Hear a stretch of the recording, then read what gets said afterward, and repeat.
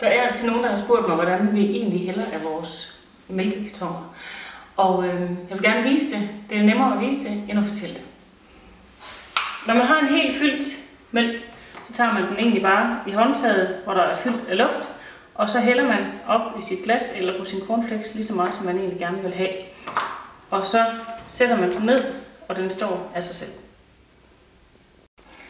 Når der så ikke er så meget mælk i de mælkekartoner, så skal du hælde på en lidt anden måde, og jeg har her et smart fif. Så nu vil jeg vise, hvordan man hælder op, når der kun er en halv liter mælk eller mindre i. Så tager du simpelthen din pose, og så trykker du faktisk konen på maven, holder posen vandret og trykker konen på maven, og så kan du dosere nøjagtigt så meget, som du vil have.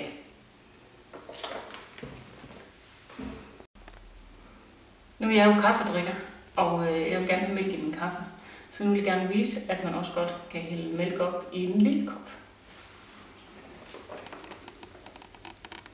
Der tager du også og lægger posen vandret, trykker konen på maven og hælder det mælk, du gerne vil have op.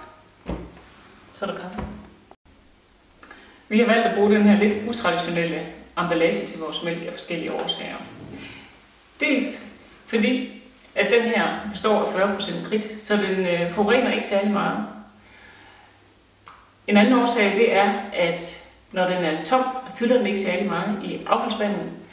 Og den tredje årsag er, at luften her bliver simpelthen trykket ud af mælkeposen her, sådan at mælken den er isoleret.